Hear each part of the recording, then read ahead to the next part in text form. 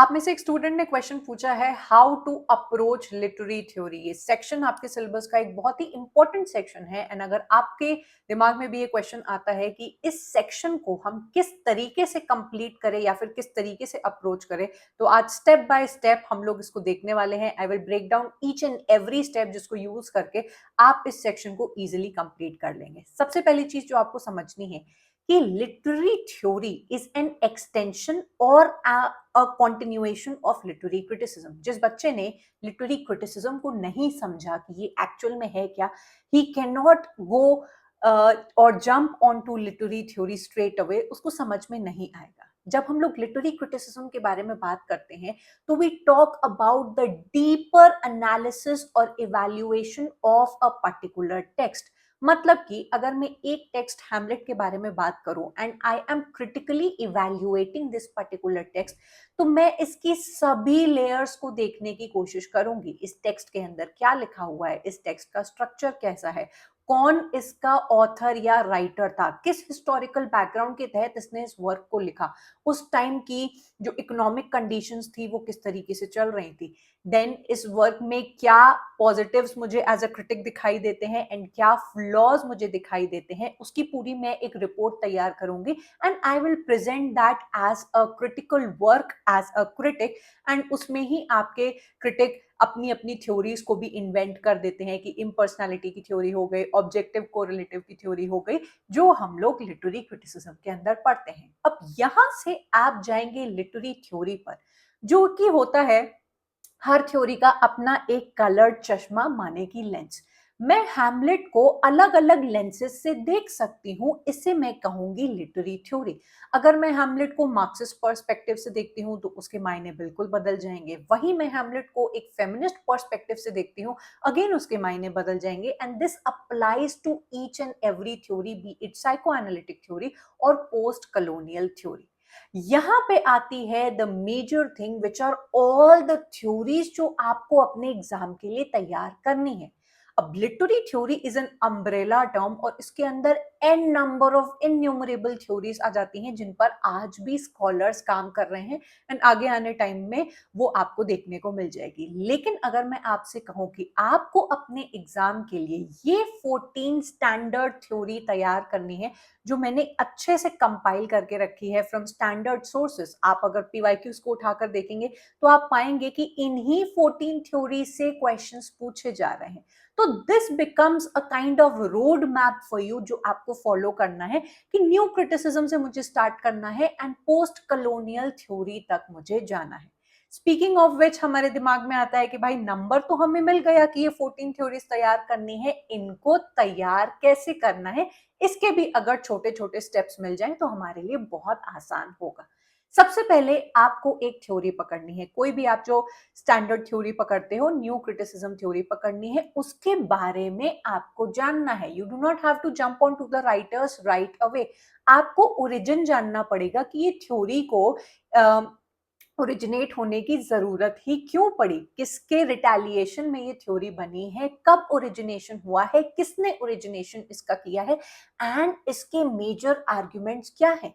जैसे कि हमारी न्यू क्रिटिसिज्म कहने की कोशिश करती है कि हमें ऑथर की बायोग्राफी और उसके हिस्टोरिकल कॉन्टेक्स्ट से कोई लेना देना नहीं है, हमारा टेक्स्ट एंड हमारा कंटेंट ही काफी है जिससे हम मीनिंग इन्फर कर लेंगे। वहीं आपकी रीडर रिस्पॉन्स थ्योरी बोलेगी कि भाई मुझे नहीं फर्क पड़ता है कि आपके टेक्स्ट में क्या लिखा है या फिर आपके ऑथर ने क्या सोचा है, the meaning of a text is inferred when it gets into the hands of a reader. एक रीडर तय करता है कि इस टेक्स्ट का वो क्या मतलब निकालेगा। तो हर थ्योरी का अपना अपना आर्ग्यूमेंट है जो आपको थ्योरी में समझना होता है। दूसरा स्टेप जो आता है वो ये है कि when you know everything about the theory, then आप जाते हो उनके राइटर्स के ऊपर कि कौन कौन इनके प्रोपोनेंट्स हैं, उनके आप नेम्स याद करते हो, उनकी आप डेट ऑफ बर्थ वगैरह याद करते हो and the most important thing कि उस पर्टिकुलर राइटर का या थ्योरिस्ट का क्या कंट्रीब्यूशन है, उन्होंने कौन कौन सी थ्योरीज एंड कौन कौन से क्रिटिकल टर्म्स जो है वो कॉइन किए हैं जो आपके एग्जाम में पूछे जाते हैं। जब आप ये दोनों काम करते हो, द मोस्ट इंपॉर्टेंट पार्ट जिसको बच्चे मिस कर देते हैं वो है आपके पीवाईक्यूज। आपने थ्योरी पढ़ ली, आपने राइटर्स को समझ लिया, उसकी लिस्ट बना ली, नोट्स बना लिए, तब भी आप क्वेश्चंस नहीं क्रैक कर पाओगे अगर आपने स्टार्टिंग से ही पीवाईक्यूज की लैंग्वेज को अपने नोट्स में नहीं लिखा। This is the point I am telling you dear students, जो बच्चे मिस कर देते हैं एंड फिर एंड में बोलते हैं कि लिटरेरी थ्योरी बहुत कठिन है। आपसे एक पर्टिकुलर लिटरेरी थ्योरी से, फेमिनिस्ट थ्योरी हो गई, आपकी साइको एनालिटिक थ्योरी हो गई, उससे किस तरीके से क्वेश्चंस पूछे जा रहे हैं, the keywords, the language, the wording, वो आपको कोई टीचर नहीं पढ़ा पाएगा जो क्लेम करता है कि मैं अच्छे से पढ़ा दूं या मेरा पढ़ा हुआ बच्चों को काम आएगा। कुछ काम नहीं आएगा, आपको सिर्फ काम आएंगे पीवाईक्यूज की लैंग्वेज जो सबके लिए फ्री में अवेलेबल है। आपको अपनी थ्योरी पढ़ने के बाद पीवाईक्यूज उठाने हैं उस थ्योरी से रिलेटेड एंड उसकी लैंग्वेज को समझना है कि लैंग एंड परोल मुझसे पूछा तो किस तरीके से पूछा। अगर मुझसे मिरर स्टेज पूछी गई है या फिर सिगमंड फ्रॉइड की कोई साइकोसेक्सुअल थ्योरी पूछी गई है तो वो किस लैंग्वेज से पूछी गई है, मैं अपने नोट्स को उस तरीके से तैयार करूं। लाइट चली गई है but we are going to continue. ये है आपके 3 स्टेप्स जो आपको फॉलो करने हैं एंड इसको फॉलो करके आप लिटरेरी थ्योरी को आसानी से कवर कर सकते हो।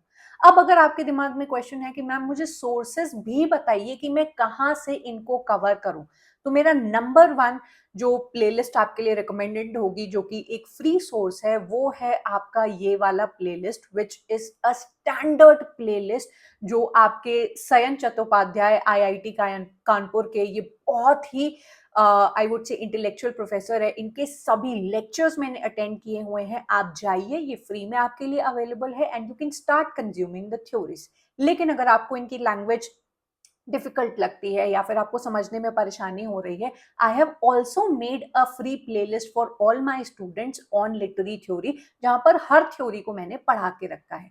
Now if you will want कि मैम मुझे इससे बहुत अच्छे से समझ में आ गया but now I want to go one step ahead and मुझे और डिटेल में हर राइटर एंड हर थ्योरी को पढ़ना है along with practising of questions, तो वो आपको मेरे इस पेड कोर्स में मिल जाएंगे। एक एक थ्योरी जो आपके कोर्स में है उसको मैंने डिटेल में पढ़ा के रखा है with easy and relatable examples, जो एक के बाद एक आप लेक्चर कंज्यूम करोगे along with practice of PYQs, जो मैंने साथ ही में लेक्चर के एंड में करा के रखे हैं कि बच्चों को मैं लैंग्वेज भी प्रैक्टिस कराऊं कि तुम्हें ये अपने नोट्स में लिखना है या फिर इस वर्डिंग का ये मतलब है। तो आप इस कोर्स को जरूर से ज्वाइन करिए। बहुत ही सिंपल है ये सेक्शन।